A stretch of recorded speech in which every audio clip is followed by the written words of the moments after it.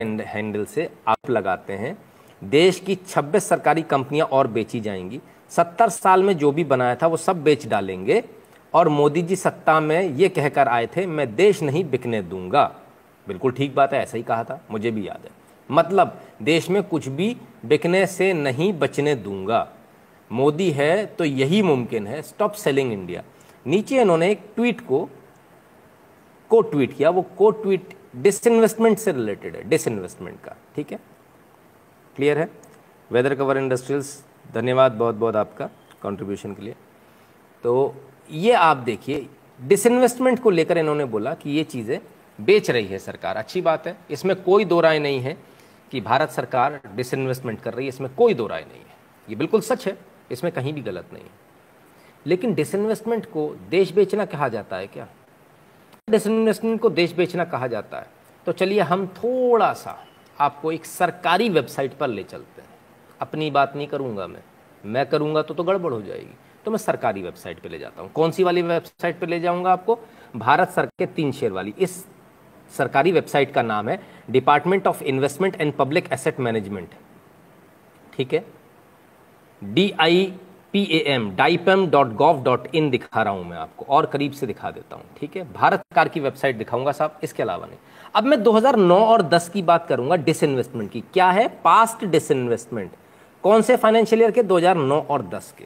9 और 10 में किसकी सरकार थी? सोनिया गांधी सरकार थी, मनमोहन सिंह सरकार थी। कितने डिसइन्वेस्टमेंट हुए जरा मैं आपको दिखाऊं तो जरा देख लीजिए।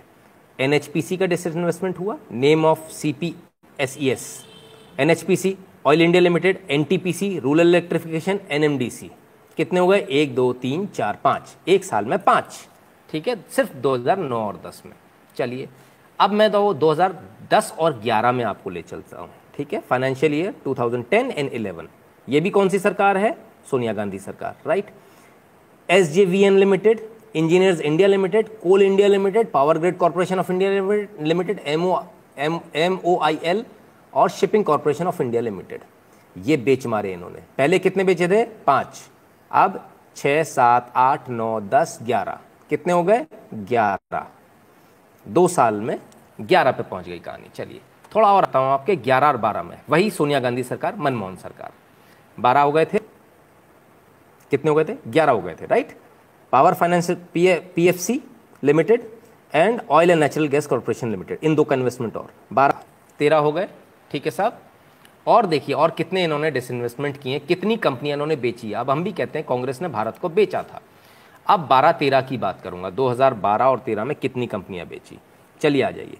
NBCC limited, national building construction corporation limited, Hindustan copper limited, NMDC limited, Indian oil India limited, NTPC, RCFL, Nalco, SAIL, ठीक है।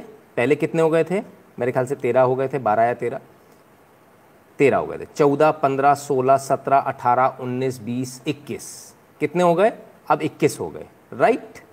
2012-13 में अभी खत्म नहीं हुआ, क्योंकि 14 तक इनकी सरकार थी, 14 में मोदी सरकार आई है, तो जरा 13-14 तो ले लो। अब खोल रहा हूं 13 और 14 का चिट्ठा, और ये रहा 13 और 14 आपके स्क्रीन पर जो भरा पड़ा है, ठीक है। ये शुरुआत किसने करी? आ जाइए ऊपर से ले लेते हैं, ठीक है। कितने हो गए थे? मुझे अब याद भी नहीं है, बहरहाल। NHPC, Bharat heavy electrical, engineers India limited, NMDC, power grid corporation of India, CPSE exchange trade funded, Indian oil corporation, national fertilizers limited, MMTC, Hindustan copper limited, Indian tourism development corporation limited, state trading corporation, और NLC limited, ठीक है साहब। ये इतने सारे। अब वापस गिन देता हूं, 1 2 3 4 5 6 7 8 9 10 11 12 13, ठीक है। 13 और 14 15 16 17 18 19 20 21, ठीक है। 22 23, ठीक है।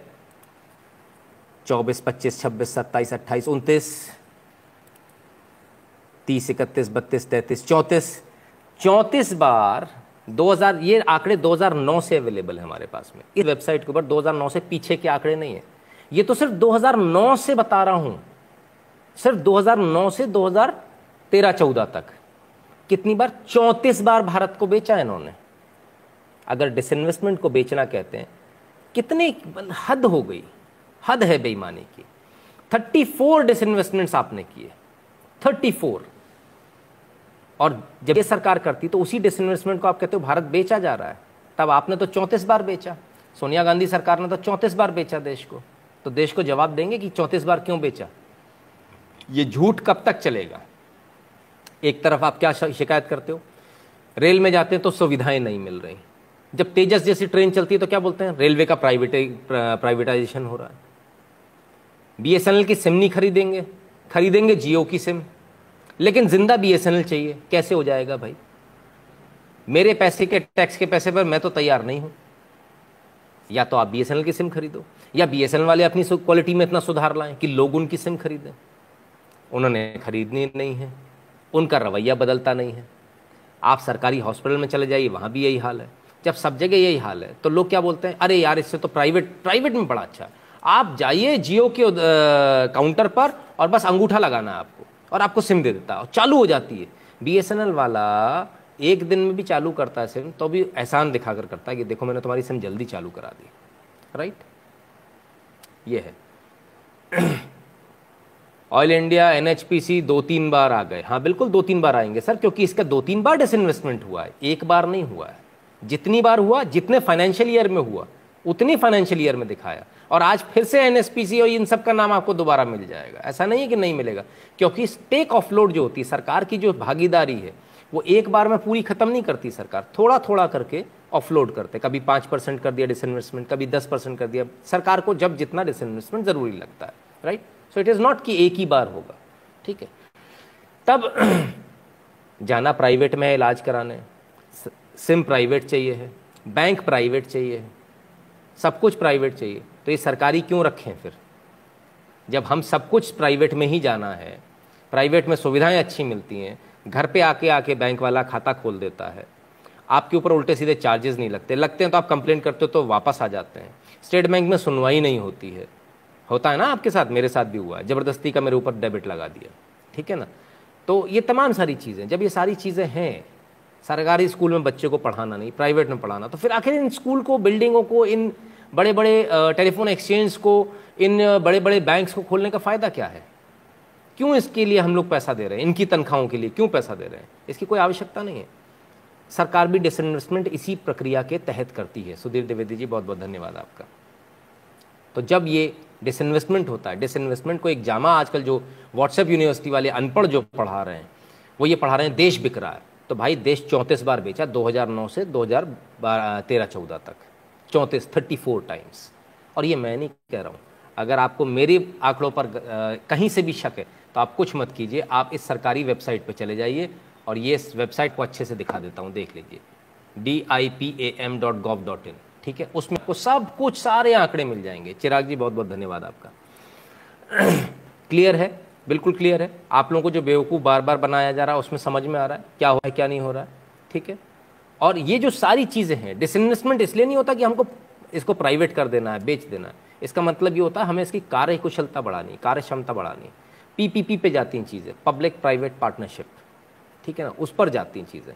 कोई बेच नहीं रहा, कुछ नहीं बिक रहा है, सड़कें कोई बिक नहीं जा रही, जो सड़कें बन रही हैं, जिन पर आप चलते हैं। आप एक बात बताइए, सरकारी सड़कें थी तब कैसे चलते थे? 300 किलोमीटर चलने में कितना समय लगता था आपको? 10-10 घंटे लगते थे। आज एक्सप्रेसवे बन गए, आप टोल देते हो, प्राइवेट हैं वो, आप टोल देते हो, लेकिन आप कितनी स्पीड पे चलते हो? 120, 140। वो 300 किलोमीटर चलने में जिसमें आपको 10 घंटे लगते थे, आज कितने लगते हैं? 3 घंटे, 3.5 घंटे, ज़्यादा से ज़्यादा 2.5 घंटे में भी हम लोग कवर करते हैं। तो क्या बेहतर है, उसी खड्डे वाली सड़क पे से जाना? तो फिर ये एक्सप्रेसवे से क्यों जाते हो? अगर आपको एक्सप्रेसवे चाहिए तो आपको डिसइन्वेस्टमेंट करना ही पड़ेगा, आपको प्राइवेट ऑपरेटर्स लाने ही पड़ेंगे, आपको प्राइवेट हाईवेज बनाने ही पड़ेंगे, जो कि 20 साल बाद वापस सरकार के पास आ जाएंगे। आप टेंशन मत रखो, वो जीवन भर नहीं रखने वाले हैं, ठीक है ना। वो पीपीपी पे बने हुए हैं, उनका एक शेड्यूल होता है, एक टाइम पीरियड होता है, जितने टाइम पीरियड पे वो उसे इस्तेमाल कर सकते हैं, उसके बाद उनको सरकार को देना होता है। सोमेश्वरानंद सरस्वती जी बहुत बहुत धन्यवाद आपका। तब बहुत क्लियर है, एकदम साफ हो जाता है कि आपको व्हाट्सएप यूनिवर्सिटी जो पढ़ाती है, व्हाट्सएप यूनिवर्सिटी आपको तमाम सारे व्हाट्सएप पर आपके पास में मैसेजेस आएंगे, जितनी जगह से आपके पास मैसेज आए हों कि मोदी देश को बेच रहा है, ये वीडियो ज़रूर दे दीजिएगा उनको, वापस ले जाकर पकड़ा दीजिएगा, ठीक है ना, उनको भी ज़रा समझ में आ जाए कि भाई देश की जनता बेवकूफ़ नहीं है। यहाँ बहुत सारे लोग हैं जो डिसइन्वेस्टमेंट का मतलब भी समझते हैं और जो डिसइन्वेस्टमेंट के पुराने आंकड़े भी दिखा देते हैं, और वो भी सरकारी वेबसाइट से। ये हम नहीं कह रहे, ये जो वेबसाइट है ये हमने नहीं बनाई, ये वेबसाइट भी कांग्रेस सरकार ने बनाई है। 2009 से इसके आंकड़े हैं, हमारी बनाई हुई नहीं है कि मैंने घर पे नहीं बना दी, ठीक है ना। तो इसको भी बहुत क्लियरली समझने का प्रयास कीजिए। बहुत सारी चीज़ें आपके सामने आएंगी, बहुत सारी चीज़ें इस प्रकार की आएंगी जो आपको बार बार ये बताएंगी कि देखिए देश के अंदर ऐसा हो रहा है, देश के अंदर डिसइन्वेस्टमेंट हो रहा है। डिसइन्वेस्टमेंट को क्या बताया जा रहा है? डिसइन्वेस्टमेंट को बताया जा रहा है जो चीज़ें अच्छी करी जा रही हैं उसको बताया जा रहा है देश बेचा जा रहा है। ये ठीक उसी प्रकार से जैसे जब गोल्डन कोऑर्डिनेटर बन रहा था तब सरकारों ने, जब विपक्ष में बैठे हुए जो लोग थे, कांग्रेस के जो लोग थे, उन्होंने कहा था ज़रूरत ही नहीं है इनकी गोल्डन कोऑर्डिनेटर की। और आज आप सोचिए, आज देश के अंदर एक्सप्रेसवेज हैं, ये वही लोग हैं जो हर बार हर चीज़ में इन्हें अड़ंगा लगाना होता है। एक्सप्रेसवे बनते तो ये कहते सड़क बेच दी, अगर रेलवे स्टेशंस का सौंदर्यीकरण करना होता है तो ये कहते हैं कि रेलवे स्टेशन बेच दिए। अभी दिल्ली का जो रेलवे स्टेशन है वो भी एयरपोर्ट की तर्ज पर बनने वाला, आपको बहुत मज़ा आएगा वहाँ जाकर। गुरुजी ऐसे लोग